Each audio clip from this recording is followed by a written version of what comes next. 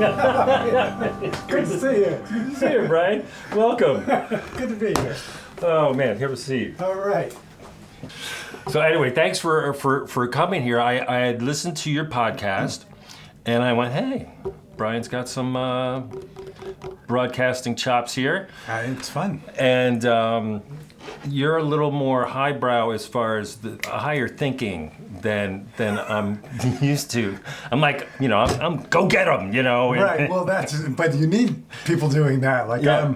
I can, in my new role, I can kind of take a longer term view of what's coming down the pike. Right. As opposed to like, let's get something now. Right. So you're at Project Worldwide. They have, 7 agencies? No. 15 agencies. 15 agencies with, 40 offices? 46 offices, not offices, but locations around the world. Locations. Sometimes we have more than one office. But about 2,500 people. We've grown pretty well over the last couple of years. So you used to be a pure new business guy, and then you've morphed into this thing. Right. I don't really like these arbitrary categories. Hold on 1 second. Is that me? Yes. She doesn't like these arbitrary categories, Brian. We're disappointing Siri with this. We have to run this by Siri before we do this. What kind of categories are they? She normally likes me to be better, more organized in my categoric thinking. So, let me start from the beginning. We met when you had been at Kirschenbaum and Deutsch. Yes. In that order. Deutsch first, and then Kirschenbaum. Deutsch and Kirschenbaum. Yes. And then you started a consultancy, Egg Teeth? Yeah, that was a long time ago. That was the last century. Right, but it was the last century. It and was. The last century at the time, I was at Margiotis. I remember running into you there. And you came in and you were, giving us a little something on what we should do to do better. Right. George Fertitta had asked me to come by and talk to him about a few things. You're in good company. Another person he's done the same with is Jay Chiat. Oh, really? Yes. So you and Jay Chiat have come to Margiotis to give us a little new business. I knew if you stayed in this business long enough, you would finally be in the right competitive set. Right.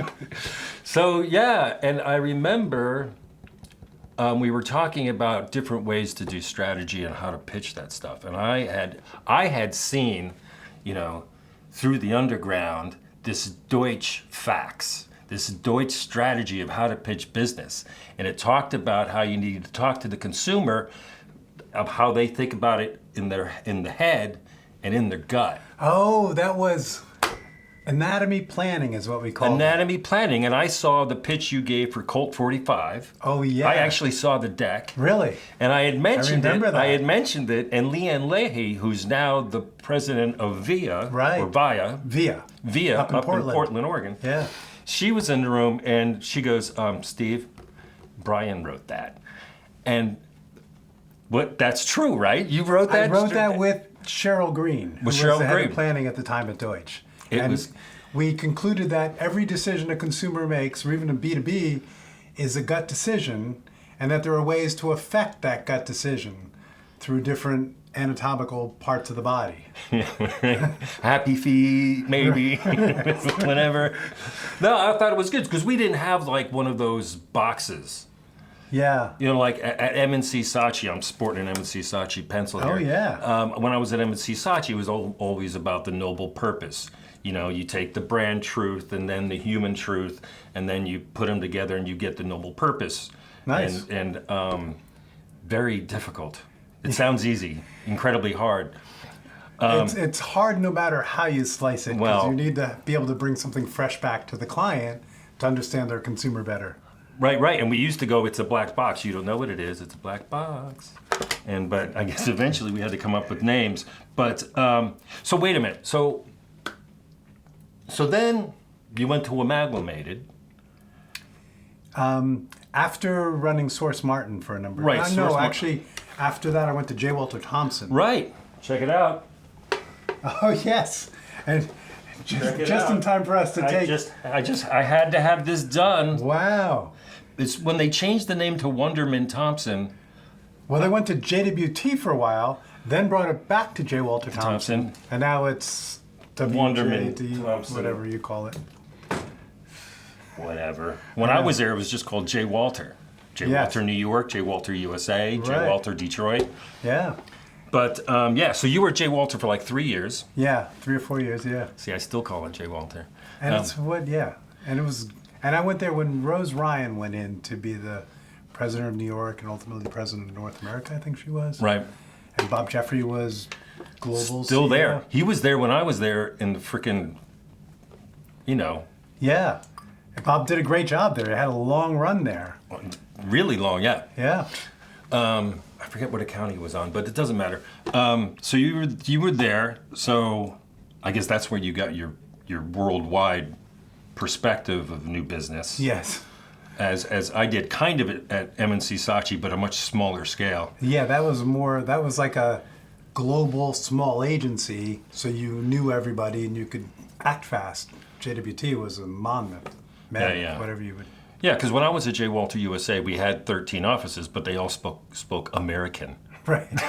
Although we said we had 2 headquarters. We had New York and London. We were trying to be a dual headquarter location. Yeah. Which was challenging. I bet. Again, at M&C Saatchi, same thing. Oh, right. Yeah, you really were headquartered in London. Yeah, and then we tried to, wag the dog a little bit because we had, British Airways, North America, and then, that happened down there. Yeah. But so then you went over to Amalgamated. I don't know much about that. Because I went from J. Walter Thompson, and after like big global holding company, part of WPP, I just said, you know what? I just want to work directly with clients and just make things happen. Oh, right. You had your own clients. So I did my own consulting business for about 7 years. And part of that was business development because I was working directly with clients on how to organize marketing departments and marketing teams for the new world. And as part of that exploration with clients, we would sometimes do reviews to bring agencies in. And then that evolved to also doing... Oh, okay. That kind of consulting. Okay. Yeah. All right.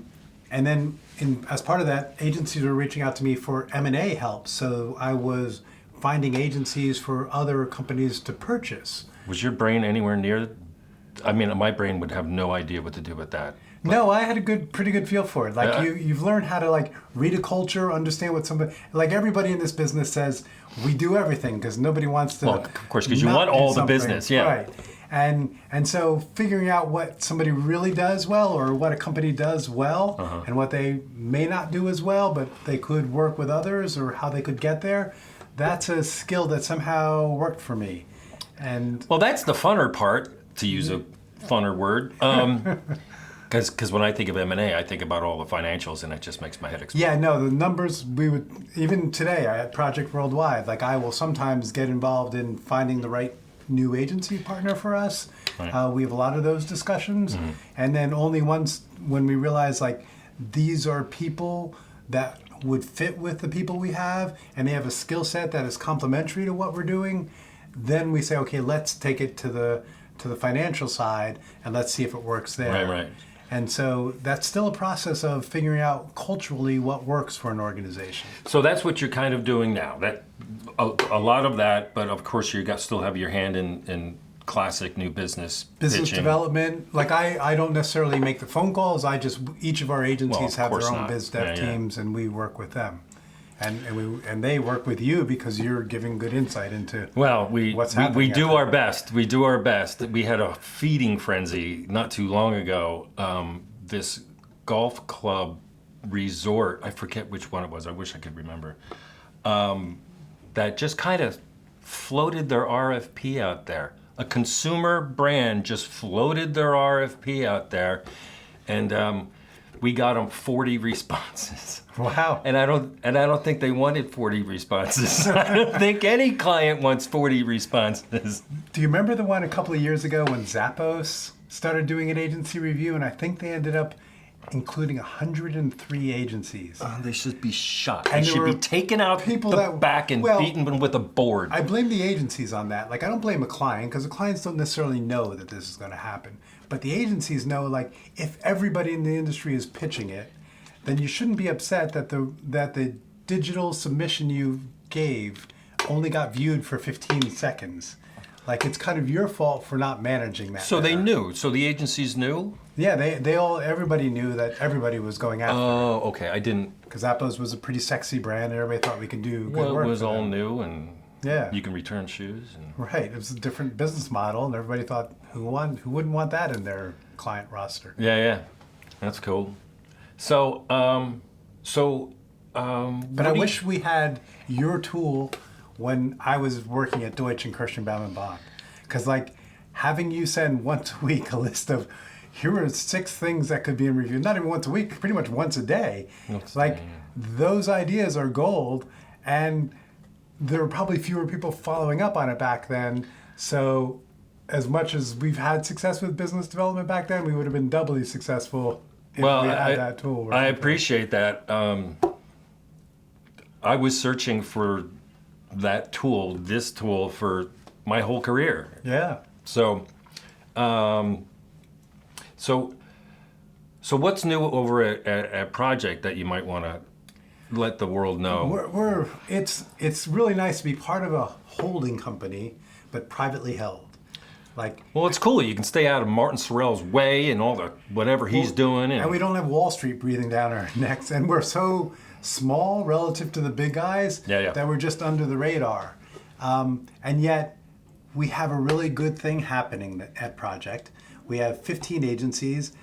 They're all making money. So we have nobody in the fold who's not making money. And I think like some of these holding companies will have the majority of their companies not making money. And I just don't understand that from a business perspective, like why you would allow that to happen. Well, I don't know. I mean, sometimes it just doesn't happen. What was it? MDS? What was the name of the agency that bought Cliff Freeman, Margiotis? They bought Kirschenbaum. Yeah. They bought Crispin Porter. MDC, yeah. MDC. Yeah. The majority of those were underwater. That's what I'm talking about. As soon as they bought Cliff Freeman, they're like, yeah. No, we don't. Great shop, though. The best casting agency that ever existed. But just...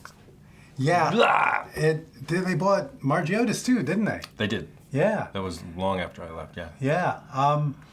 No, and they're still not making it work. They're trying to make it work. It's challenging. They do have some gems in their portfolio. There are some great agencies as part of that, and I'm kind of envious that I wish we had 1 or 2 of those gems because everybody would want those. But what we have is really good in that we have 15 agencies that are making money. We're privately held. We don't have to report to Wall Street. We don't have anybody breathing down our back. We can make investments that are smart today, but also smart long term.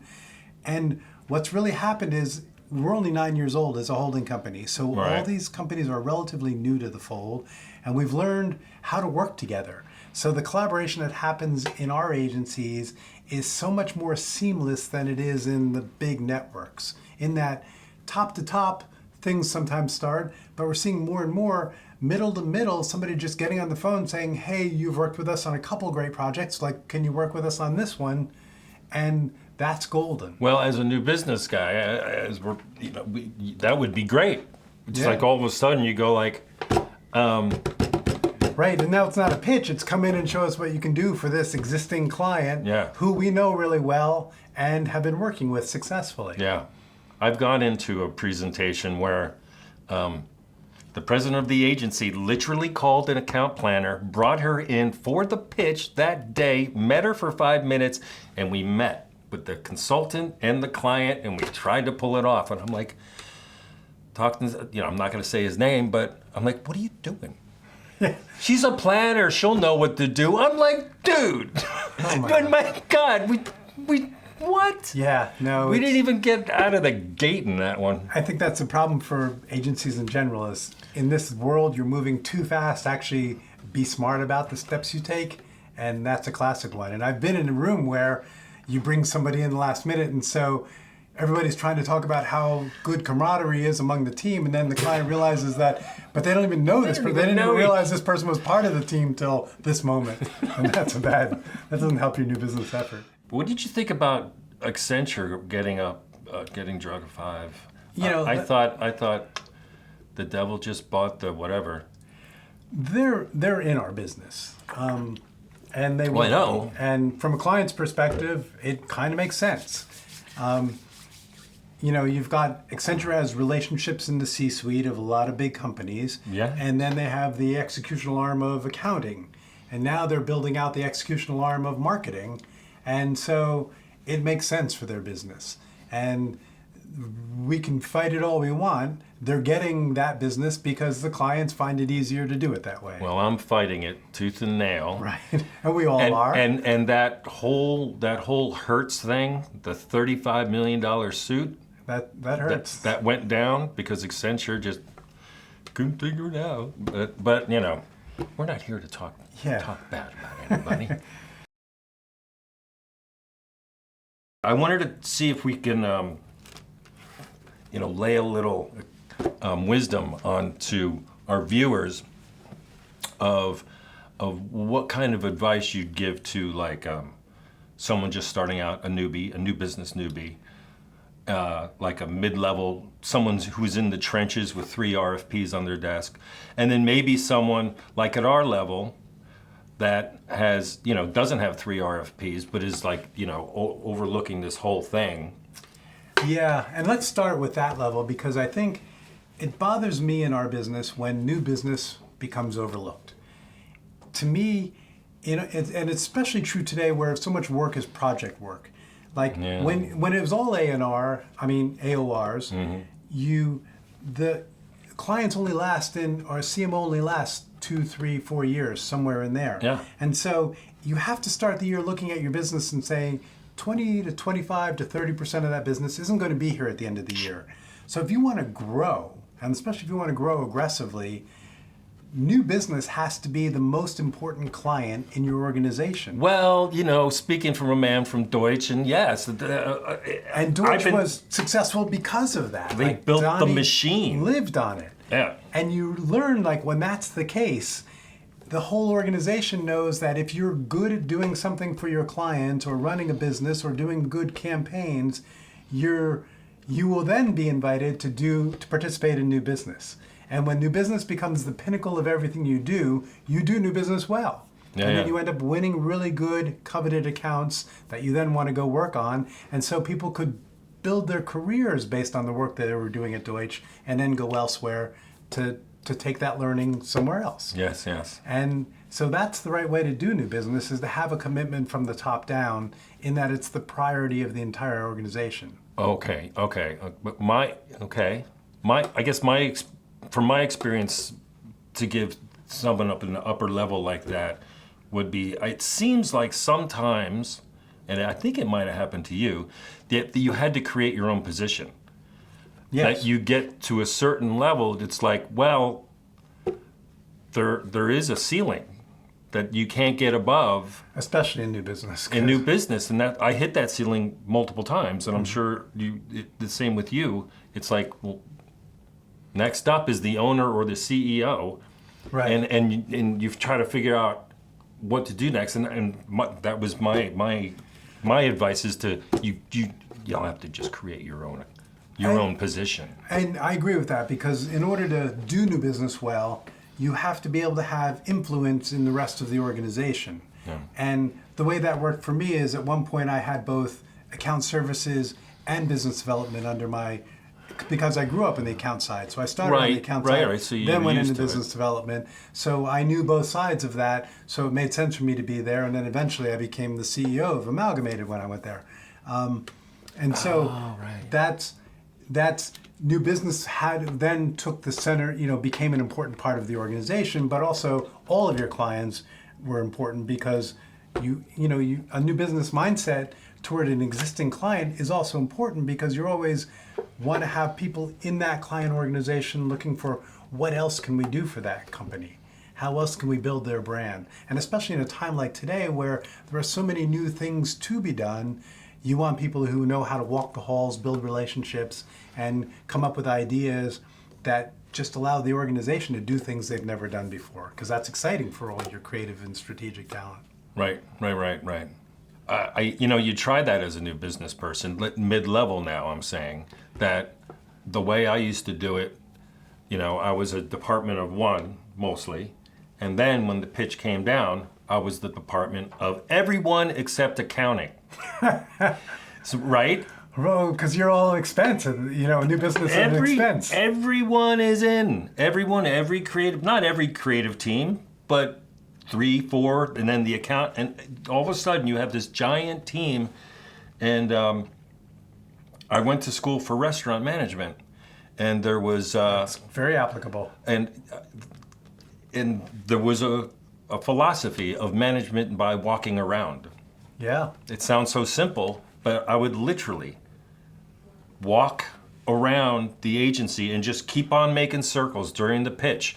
And just seeing someone would remind me of what needs to be done next. Never hover, never more than you have to. I remember one time we were in a pitch and we had to get on a plane at 7:30 in the morning. We'd all been there forever. It's 5 a.m. We're not going to make the flight. And I said for the 5th time, "Hey, Michael, we got to get these boards done. We've got to make the plane." So he looked at me and goes, "Hey, guys, we got to go faster." How's that, Steve?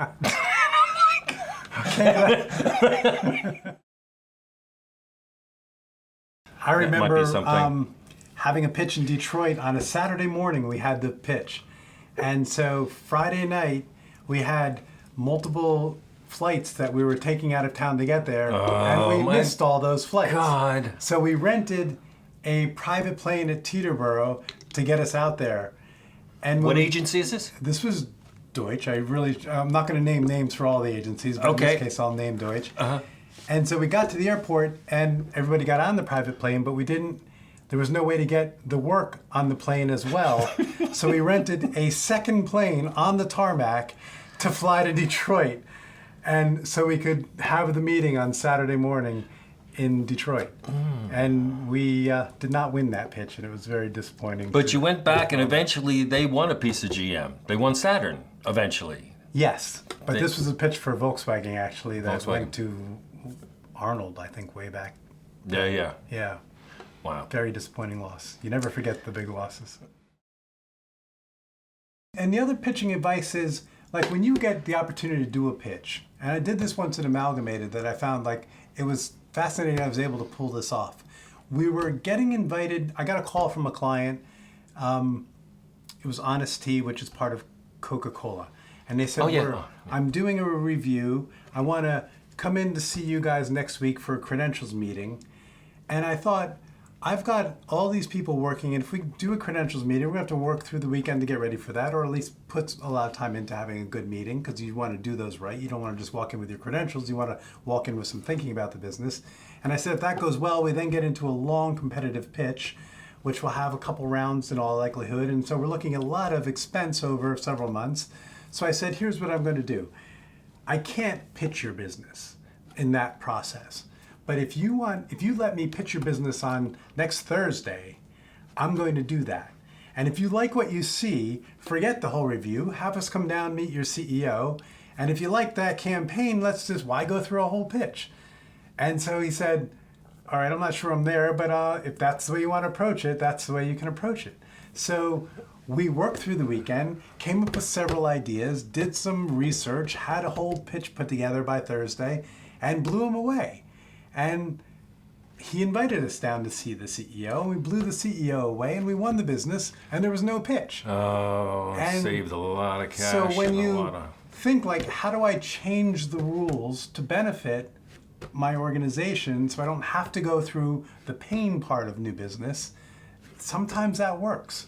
And so sometimes think of what's best for you and how you might reorganize a pitch to work for your needs, and sometimes you get away with it. Well, that's kind of the whole idea of Ratti Report, is to get in there before the pitch even starts, or even before they even know there's going to be a pitch. Right. I mean, we report on stuff that when a hot client actually is seeking a new chief marketing officer. Right. And we get the actual job description of their CMO, and I'm like, well, there's your credentials. All you got to do is, there's the outline. So it works great. And the other thing for mid-level people I think that is important is that new business is two sides. There's two parts to new business. There's the things you do to get into a pitch, and then there are things you do to win the pitch when you're in it. Two very different skill sets. But getting into a pitch is purely a relationship business.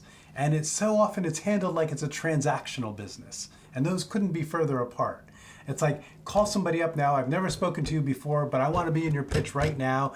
Please, please, please. It's the most important thing to me. And to that person, there's nothing more off-putting than that kind of desperation on the phone. And so if you're thinking about how to build relationships to get into pitches, then you may see something that says, here's the scope of what we're looking for a new CMO. And a real smart and savvy business person may say, I know somebody who's good for that, and try to get them into that role. Yeah. And then you've got a relationship that's there. Or if somebody else is going into that role, and you can build a relationship so it's not just hire me to do this thing, but like, let me help you get up and running in your role, and at some point I would like to do something with you a year or two down the road. That approach is a much better way to do business development. It certainly works. It certainly works. It's just that, a lot of people just don't have the patience. Right. They're looking for the quick transaction because everybody wants immediate return on revenue. I won't say the name, but there was a agency owner I worked for, and every time I had something hot and I told him about it, the first words out of his mouth were, "What else?" Yeah. You can probably guess who that is. That's happening. But and to your point of that, I'm going to go down to the wannabes, new business people, and I think it would be great that maybe, just maybe, they should try a sales job. Try a sales job. Yeah. Be able to walk into a place, do a pitch, get the contract, and walk out with a check. And then that whole desperation thing that you were talking about doesn't really happen because you already have the salesman thick skin. Right. You know rejection. Right. Rejection, you eat rejection for lunch. Breakfast, I mean. And so I... Well, breakfast and lunch. Yeah, lunch. It's more rejection. You're eating crow all the time. Yeah. I agree. I think that's the better way to run it. When it comes to building relationships, it's not always just a phone call, email. It's how do we become part of the community? How do we do a function that the people we want to do business with would want to come to so we can share some insights with them and spend time with them where it's not all about help me pitch your business tomorrow. Yeah. And I think that's the approach we're taking at Project in a lot of ways, in that we're doing thought leadership evenings where we'll have 40, 60, 80 people into our office. Some of those are our people, some of those are our existing clients, and some of those are people that we'd like to do business with that we've invited. And they come in and we share some insight, and we may have a panel discuss something. Yeah, and those, we've been doing those for a couple of years, and you just build up relationships that at some point somebody thinks of you in the right way and says, hey, wait a minute, you guys have that thing that I need right now. Yeah, yeah. And so I think for mid-level people, that's another way they should be thinking about their business, is how do you become part of the community and help people be smarter about what they're doing on their day-to-day jobs. Yep, I agree completely. What about the wannabes? It's so funny. As when I was doing my consulting business, I would get outreach from everybody, and you would get emails with like all the things that the agencies were doing, and it's so sad when you see the grammatical mistakes of cover letters, poor spelling, names wrong, titles wrong, and like the sloppiness of those communications. And you realize that as soon as you see that, because you've got a stack, a review happens, you write about it, next thing I know, I've got 100 boxes on my table, and I'm start reading through that, and when you read a cover note and it has mistakes in it, you just put it over here. You're out of the game already. It's a process of elimination. It is. In the beginning. Because I'm trying to, how do I simplify this to get down to the ones that are really the best? And when it's mistakes, it gets right off the table. And so that is so fundamental. It's like, who picked these colors?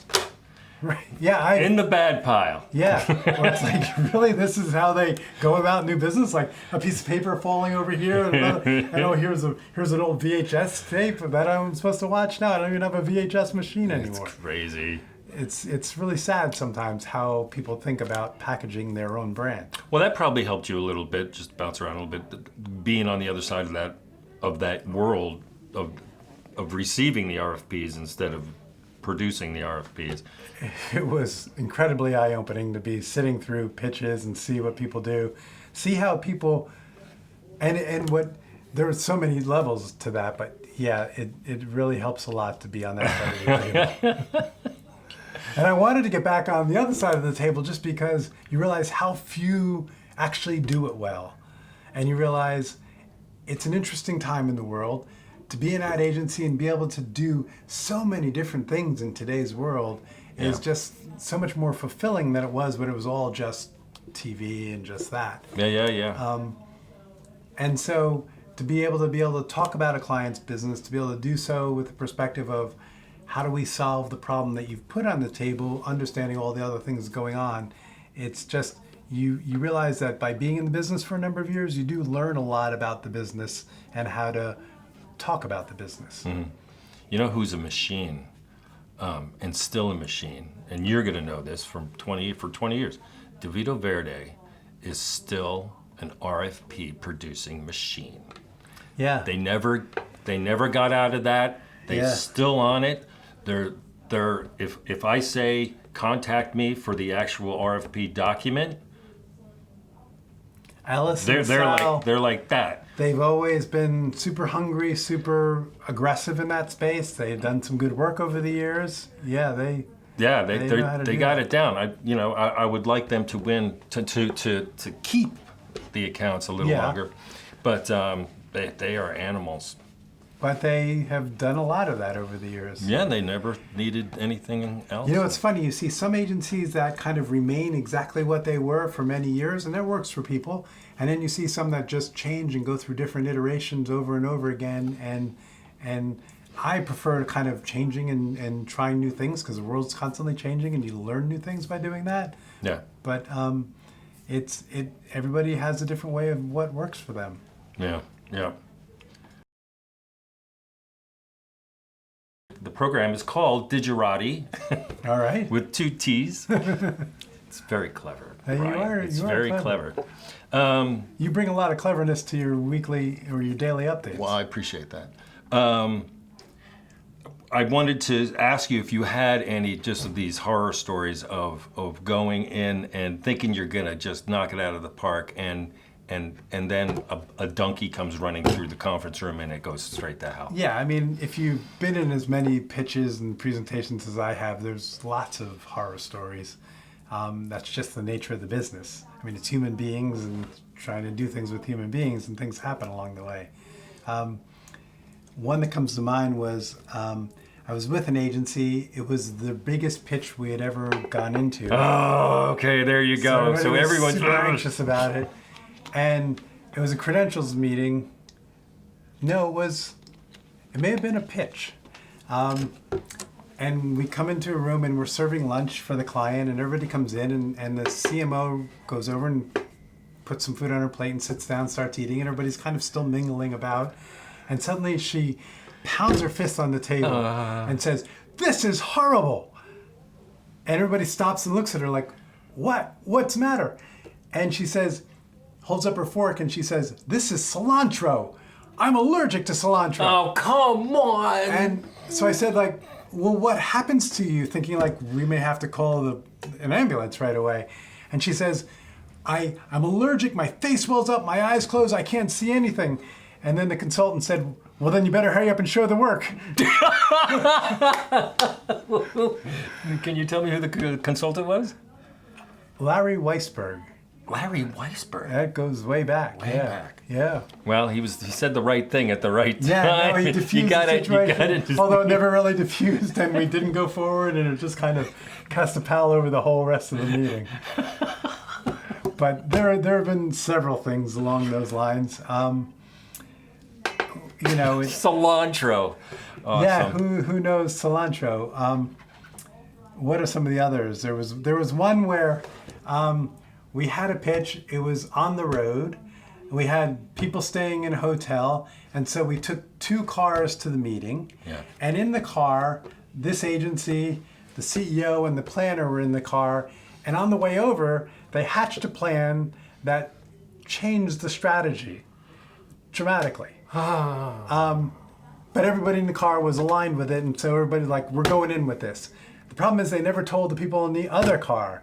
So they got into the meeting, and they started presenting, and by the time they get to the strategy, our own people were saying like, wait, what? Where are you going with this? And it became a debate in front of the client over what the strategy should be. And literally we got home the next day. It was a disaster of a meeting, and the client called up and said, please do us a favor and don't ever come back here again. Oh my God. You know, so communication is a key part of that, right? I have one almost just like that. You just reminded me of it. I was at, I'm naming names. I was at Mazzina Brown. Oh, yeah, those guys, the Camel business. The Camel cigarettes, and it was Dow Jones Newswire. And they wanted to do a $3 million television campaign on CNBC. Mazzina Brown doesn't do TV because R.J. Reynolds can't do TV. So we're like, okay, I said to them, let's just kill them with creative. Let's just blow them out of the water. We're gonna present 8 campaigns. So we came up with 8 campaigns from serious to absolutely stupid, right?